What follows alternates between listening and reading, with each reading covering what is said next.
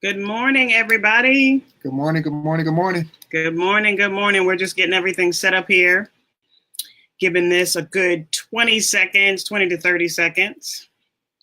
But we are so happy to be with y'all this morning. It is Monday.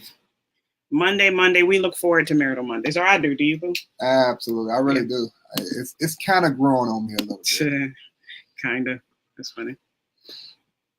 All right. Okay. Looks like we are good. Yeah. Looks like we're good. So we have some really, really good topics for you. But of course, we have to start with a scripture. But before that, I just want to make everyone aware of why we do Marital Mondays. We do Marital Mondays for folks in relationships, different relationship statuses, in marriage of all ages. So we can all come together and talk about the different topics within marriage that maybe we only talk about to our good sister girlfriend because we're afraid to say something to our spouse, or just things, period, pertaining to marriage that can help one another and encourage one another and inspire one another to keep doing this thing called marriage. So is there anything you want to add to that? And in addition to that, is to create dialogue with the person that you're in a relationship with, give you something to talk about when you're at dinner and you put the phones down and you say, you know what, this has been on my mind, because good relationships grow with good communication. Yep. And good relationships end because of bad communication or lack of communication. That's a good point. So to create dialogue. That's good. That's good. So, of course, we have to start with a scripture. And I love talking about wisdom. So the scripture that I have is in Proverbs 8. Listen as wisdom calls out. Hear as understanding raises her voice. She stands on the hilltop and at the crossroad. At the entrance to the city, at the city gates, she cries out aloud. I call to you, to all of you. So I love that scripture because that can apply to any part of your life. Wisdom is always available when it comes to your marriage. It's always available when it comes to just walking this thing out called life. So that's the scripture for today. You like? That's very good. Yeah, it's good. All right. So you got to do the questions. Let's get to it. All right. So which one we doing first, Boo? Let's try question 1. All right. At what stage does what's mine is yours and what's yours is mine start? Yeah, see, so that question came from, you're in a relationship and you're just thinking about it and you got your stuff, I got my stuff. So when does it really, really get serious? And now it's our stuff, capital O. Should be until marriage, right? Well, that's what they're asking. Let's think back to, real quickly, even on just, us. What's your thoughts on that? Well, we didn't, it was, I don't want to say immediate, but it wasn't that long before we started talking about things. But it depends on the stage of life you're in, I think, because we were at a point where we wanted to put it all on the table. Okay, so this is what I have going on. This is what you have going on. And it was more of a interviewing type thing with us. We didn't combine everything until literally combine everything until we got married. Yeah. But up to that point, I knew what was going on with him. He knew what was going on with me. Even some of the embarrassing things that, may have come from our past or any type of debt and things like that. That was the tough part. But we made a decision early on of what our intentions were. We weren't dating just to, let's just see whatever. We weren't dating for that. We were looking for our spouse when we found each other. So absolutely. And I'm thinking back, we didn't have, a bunch of money in the bank. We didn't have 6 or 7 houses, 2 or 3 cars. We didn't have a lot of those earthly possessions, I guess, a lot of stuff. So basically, the little bit we did, we put it out there. I needed to put it out there to let her know I'm a good guy. I'm a hard worker. I love God, but, my bank accounts don't have a whole lot of zeros in it. I might as well put that out there right now.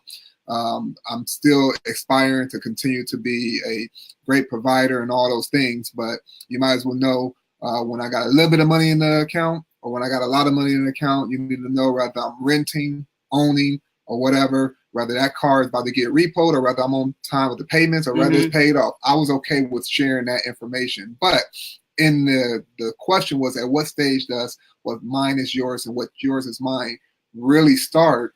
Well, there are certain things that you cannot get the full benefit of unless you're married. Okay. Like what? Well, I mean, this is the thing. Well, one of the things is you get the benefit of having the man's last name. And with that, and the way I look at it is with that, okay, I need to make sure that you're taken care of. I need to make sure that it's a us, because we're speaking to people in all stages of relationships. But ultimately, God's you get the benefit of God's purpose is being married and the two becoming one flesh. And at that particular point, that's when it's all about we. Everything before that is the courting stage. Everything before that is you getting yourself set up, you getting yourself established. That don't mean that you don't. I mean, you can still pay when we go out. I can still pay when we go out. You can slide me a few dollars. I can slide you a few dollars. But at that particular point, everything that I have and I don't have comes together when we're married, because we're combining both of our situations. We're putting both of us. The two shall become one flesh, and that's sort of spiritually and naturally as it relates to what we have. I just don't know if you've been together for 4 years, for example, and you've been engaged for 3 years, if everything that he has or everything that she has belongs to you, because technically speaking, it don't. Right. If you all decide to end the relationship, none of that stuff is coming with you except what you brought to the table. Right. Right. I mean, what's your thoughts on that? I mean, I agree with what you're saying. I'm taking a second here because nobody can see us, babe. So gonna see what's going on here really quick. Hold on, everybody. There is a glitch in the system. Technology. Houston, we have a problem. Yeah. Just making sure we get it.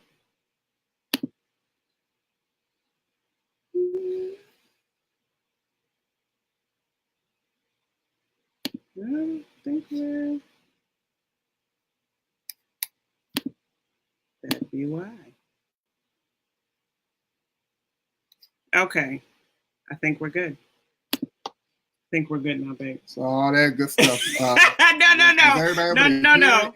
Well, they weren't, but on the replay they can see it. Okay. They weren't, but yeah, but on the replay they can see it. Okay, so hello everybody. We just answered the first question, which was, at what stage does what's mine is yours and what's yours is mine start? James had an elaborate one, so you got to check the replay. Check the replay, okay? Mine wasn't as elaborate. Yeah, what was yours again? Well, it depends on the stage that you're at in life when you meet that someone. But we put it all out there in the beginning. We put it all out there because we knew where we were and what we were looking for when we met each other. Absolutely. But James said quite a bit more. Can you condense it real quick? Yeah, I was just saying that, be on your grown man or your grown woman stage individually, even while you're dating, while you're courting. Make sure that you have your stuff together so that way you don't have to depend on the other person. But at the point that you say, I do, and you take that man's last name, and you two become one flesh and you get married in the eyesight of God, your family, your friends, and so forth. Now, just like in the spiritual where you become one flesh, it's the two of you coming together. That covers everything, the stuff that you have and the stuff that you don't have, the stuff that you will get. I think that there's definitely benefits in being married. What's yours is mine. Yeah. So all those who are in relationships where you're in the courting stage, you're in the dating stage, I hope that you've had that conversation about the intention. Where is this going to go? My wife mentioned that when we first started our dating, we knew the end result. So we were interviewing each other right away in the beginning because we knew that what we were looking for, and we wanted to make sure that the person was worthy of that. Right. And so it was easy for us to put what we did have out there on the table because we didn't have a lot. We're growing too a lot. That was one of our things that attracted us to each other. We used to tell So each be other in front. stuff Yeah. like, hey, listen, I don't have it all figured out yet, but I want to figure it out with you. Right. I actually want us to do this together. And that was a good thing because we were at a different stage too. We had both gone through a divorce, and we knew that we were starting over, so to speak. So to build something together was a big plus for us. So it all depends on where you are in life. Absolutely. It all depends on where you are in life. Okay, so next question.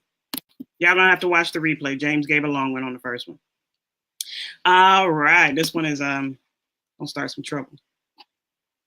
All right, so is it possible to have a healthy marriage but not get along with your in-laws? So when we were reading this question, I think it mainly came from, I think they put in parentheses, mainly the other person's spouses, or mainly the spouse's parents.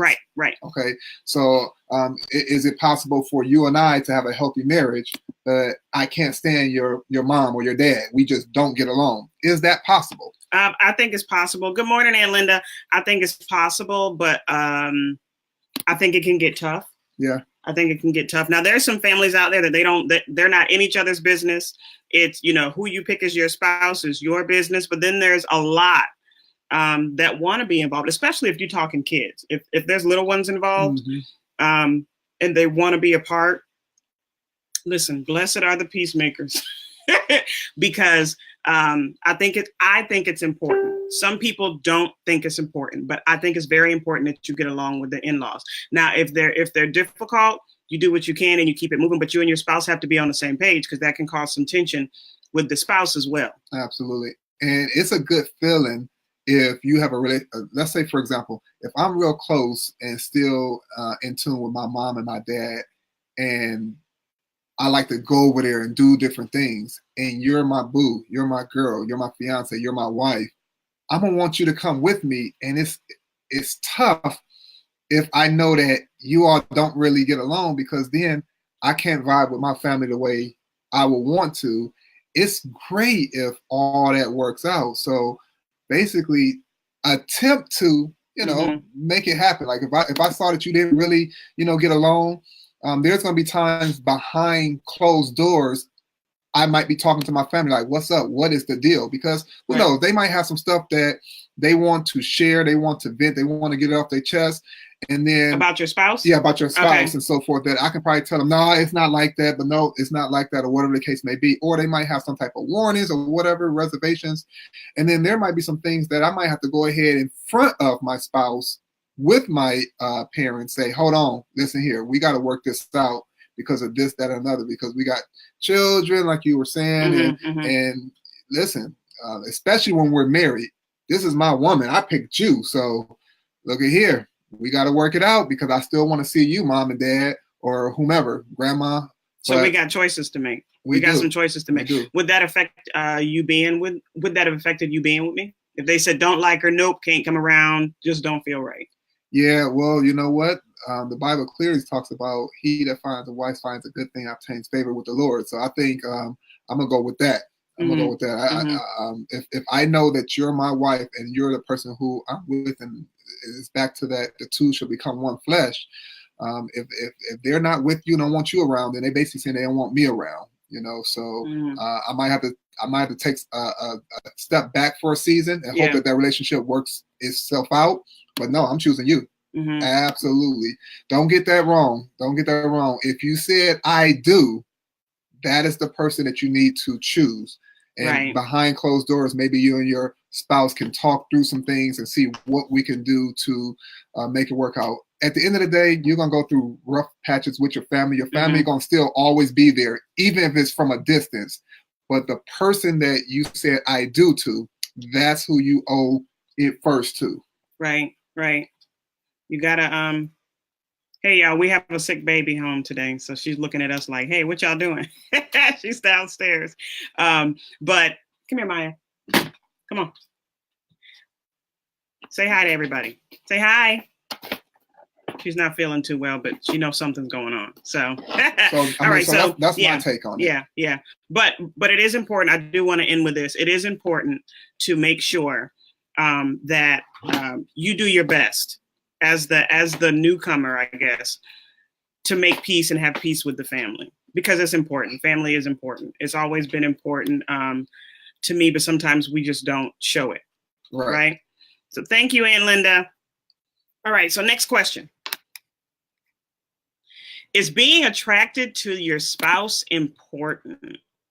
You want to break that down a little bit? Yeah, because my wife and I, we was going at it. We almost started World War III just off the question. And basically, that question kind of came from a person, you know, they were wondering, should they continue the relationship? It's been a few years and they're not as attracted to the person that they're with, but they love so many other things about this person. Mm-hmm. I mean, that person vibe real good with their kids. The in-laws like that person. Mm-hmm. That person is a good provider, is attentive, can listen real good. And so there's so many positives. It's just that attraction is attraction isn't what did it for that person. Right. You know, so is it possible to still have a healthy relationship, contemplating now getting engaged in marriage? So is it possible to have a healthy marriage, not being attracted to the person you're with? I think it is. Well, I mean, women tend to be, or I am a more emotional person. So all those things that you listed, if that person has all of that and is attractive, I'm like, hey, but if not, a lot of times you hear a lot of relationships, people say, well, he or she grew on me because they had so many great attributes. Absolutely. And I tell you, there's a lot of attractive people that have some ugly ways. Yeah. So I think you have to pick. I think you have to pick what you want and what you want in a mate and move forward with that. I don't know. It's kind of weird because attraction is important though. Yeah.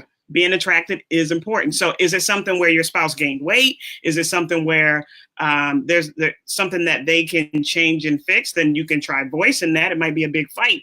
Right. But you have to pick what you want. Do you want the looks or do you want the attributes? That's I don't know. And you know what? And you're right on the right path, sweetie, because at that point, and you gotta own the decision that you pick. So, you know, and for us believers and so forth, of course, we learn about, you know, not really focusing on the outward appearance, but the inward person. So you're right. You can be with someone, guys, we can be with somebody that we say, man, she is a 10, but on the inside, she like a -50, you know? Really? Yeah, you know, just got some ugly ways and so forth, you know?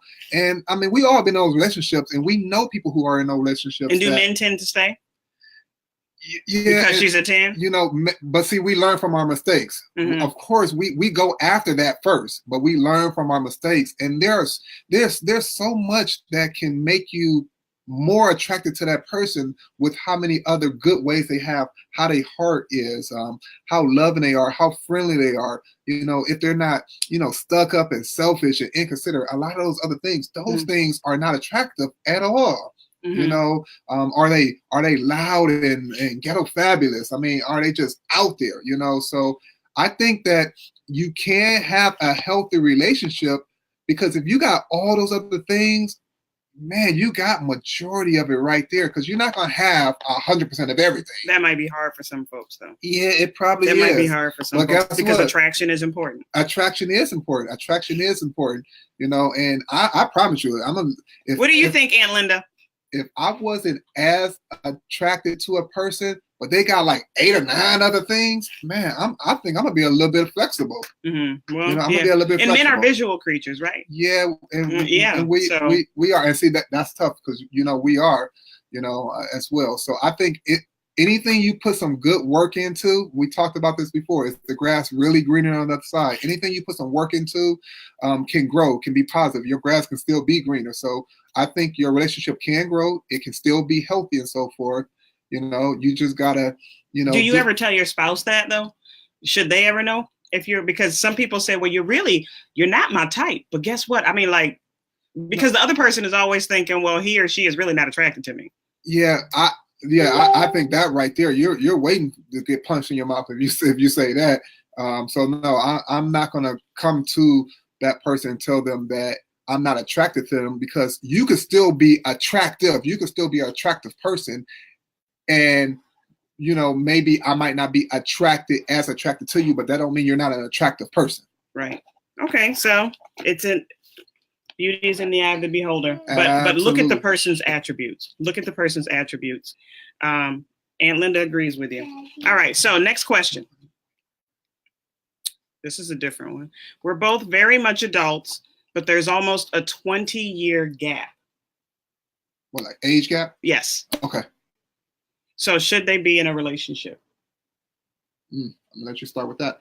I honestly, I've seen it in a couple of other relationships, not necessarily 20 years, but you have to somehow get on the same playing field, because that other person, and these are some of the complaints that I've heard, but the other person is farther ahead or has experienced more in life. Mm-hmm. So if you're the person that's older, you have to have respect for the person that's younger, and not criticize them for having to go through certain phases. We all go through certain phases in life, and be willing to kind of go back and redo that, right, with them.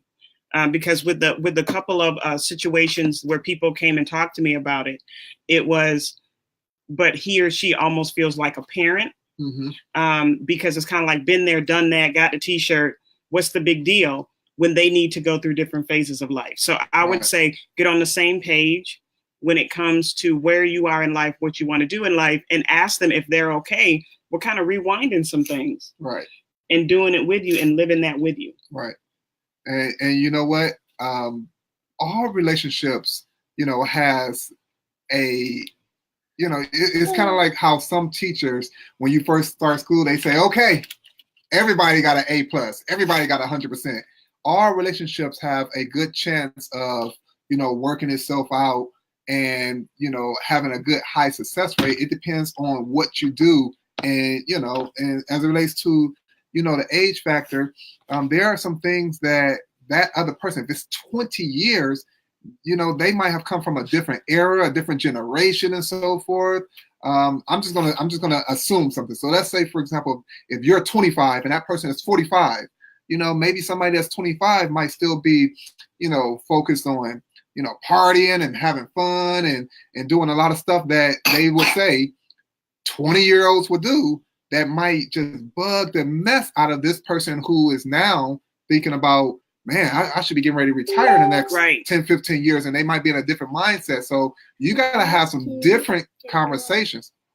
You got to have some different conversations just to make sure that you all are going to be on the same playing field, to make sure that things are just not going to frustrate you and cause stumbling blocks and roadblocks. Okay, when it's time to go out, do you all go out to a old jazz club or something like that, or you go down to the club that's lit downtown somewhere? I mean, so just like any other relationship, you got to talk things through and see what the other person is. But that age difference might be absolutely when it's time to hang around with friends. It's all that person's friends between 40 and 60 years old, and all your friends between 19 and 30. Some young folks are old souls though. Yeah, I'm one of them. I'm one of them. I agree. I'm one of them. Yeah, you sure are. So. All right. So that's that one. Only thing we have left is it's only been 30 days and we're engaged. He said I can pick whatever date I want. Say, what's the question again? It's only been 30 days and we're engaged. He said I can pick any date I want. I picked next month, though. This is the dilemma. I'm thinking I shouldn't tell him my answer because he might get freaked out. So they've been together 30 days. They've been together 30 days and they're engaged. And he told her to pick the date. He told her to pick the date? Yeah. Man, and she said she's thinking of picking next month. I'm glad she didn't say, let's go do it right now. And so she's wondering, will he get freaked out? Right. Because she wants to say 30 days. Woo. That's a tough one because you really want to take time to get to know a person. Absolutely. But you know what? Everybody's story is different. We know a lot of folks that met each other and things went really fast. I mean, we were engaged within a year. I mean, that's different than 30 days, but we moved kind of quick too. But just know that when you meet someone, and Linda says, I would wait. When you meet someone, you have to get to know someone, whether you're dating or whether you're married. So you have to have a mind frame of, okay, I'm going to marry you, not knowing you. Absolutely. and we're just going to try to make this thing work. And Aunt Linda hit on a good point. She said, get godly counsel. Like, can you go through counseling? Can you absolutely try something else? Because you're saying when you've been with somebody for a certain period of time and you know there are things that drive you nuts or whatever it is, then you can say, well, I'm choosing to marry them in spite of. When you meet someone and you move that quickly, you're saying, I don't know, but I'm willing to stick it out and see what's to come. And you got to be able to have that courting stage. You got to be able to have that dating stage. In this day and age, it's important now, just like it's been important before, to find out about that person. You need to know, do they got a background? Are they a serial killer? Do they like kids? You need to know a little bit about their family. You need to know a little bit about the direction of where they've been, where they are, where they're going. Mm-hmm. And it's going to be tough to figure that out in 30 days. Yeah. It's going to be tough to figure that out in 60 days. If you're getting married that soon, I'm asking, what's the rush? And what's your how it is when you're in love. What's your motivating factor? So if you're in love, okay, use a little bit of wisdom, or okay, let's take the word wisdom out. Use some common sense. Go get some good. And Linda said it right. Go get some good godly counsel. How many people do you know around you in your sphere of influence who's your positive corner that would agree with you on that, or might say, girl, you're rushing into it. Boy, don't do that. Yeah. Go get some marital counseling. Or you know what? If you go to marital counseling and they start asking these questions, that might. Absolutely. Because then they say, okay, well, let's get together again next month and sort through A, B, and C. And then let's get to, so maybe a 6 month or 3 months, right. You know what I mean? But something that can help you sort through the other person and sort through. And most seasoned counselors, whether they in religion or not in religion, just being a seasoned counselor, they have in their marital class at least minimally 3 or sometimes up to 6 sessions minimally, and they spread them out over 2-week increments. You can't get them all done in 1 week. They spread them out just to let a little bit of time, because there's some things that they bring up that they discuss that they need you all to ponder. And I'm assuming that if it's only been 30 days, you all haven't even lived with each other yet. And you know how they say you really get to know the person once you start living with them. Yeah. Do you know if you're going to be able to handle stinky feet? Most men got stinky feet. Oh. Okay. Are you going to be able to handle a bunch of snoring? Is that a deal breaker? It shouldn't be a deal breaker, but I'm just saying. So give it a little time. Even when we got engaged close to that, 1 year period, there was a lot that we were able to learn. But I still felt like that was quick. And that was quick. And we fast paced a lot of stuff because we knew what we were trying to accomplish, but we fast paced it. And that's why here it is almost 5 years later. I still say that we're dating and I'm courting you because we still fast paced that. Traditionally, you would want to 2-3 years and then get engaged for a year and then around that 4 or 5 year mark. But you're still getting to know the person for the rest of your life, though, because there's still things about you that I won't know until we're 20 years into it. Absolutely. But I would say it's great that you all have a vision to get married and so forth. Just make sure it's for the right reasons. And, just make sure that you take some time to find out who that person really is. Yeah. Go through seasons. I don't even know if a background check can come back in 30 days. I don't know, but I need the blood type too. Yeah, so do a little bit more research. Take your time. It's okay. You're gonna be together for the rest of your life. I do. Right. So it's hard when you're in love, though. And it is. And I think about this a lot of times. It's so easy to get divorced nowadays, but it's so hard to stay married. I don't think it's easy to get divorced.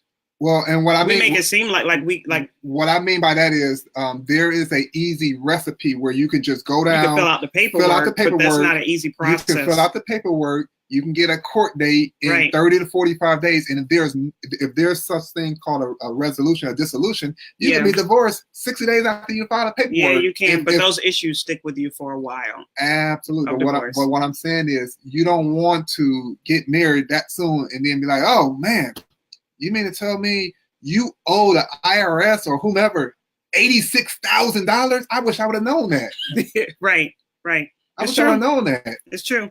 So our suggestion: take your time, get some counseling, learn the person. Absolutely, absolutely. Hopefully, we said some good things that will cause you to want to take your boo, your spouse, your wife, your husband out and have some dialogue. If you're not going out to have dialogue, do it there at the house. Create some opportunities to talk things out. Yeah. Communication. But leave the in-law one for last. Yeah. And I'm so glad that my family love you so much. Yeah. And you love them a lot. I'm so glad that, you know, that, I get on their nerves. That makes me feel so good. Yeah, and they have the type of relationship where they can say whatever they want to you, and I know that they mean it in love. Mm-hmm. And then I look right back at you and say, what you gonna say? Right. But then it's me and you against them. When I hear something I don't like, I say, all right, sweetie, now let's get them. And then I jump in, and they right away can see whose side I'm on. They know I still love them, but they know it's Team Wilson. Right. Team we. Right. Team yeah, we. my dad's on your side too. We ain't gonna talk about that though. Well, that's because, you know, people love me. Yeah, okay, whatever. So thank you everybody for listening in. Any questions, hit me up on the inbox, or you can ask them right here under this live. But we love the questions. Thank you. We have some good stuff coming up for the rest of the month. Absolutely. On this upcoming Monday, which I believe that's going to be what, Christmas Eve? I think so. It's Monday. Yeah. Yep. Okay, so we're gonna throw a little different spin on it, because we want to find out, what do you typically do during the Christmas season, during the Christmas holiday. We want to discuss some things such as, you know, what Christmas really means to you, what you were taught about Christmas, and what's the real meaning. You too, Aunt Linda. Have a little fun with it. Yeah. So, all right, everybody. Thank you so much. Have a great week. We'll see you next Monday. Peace.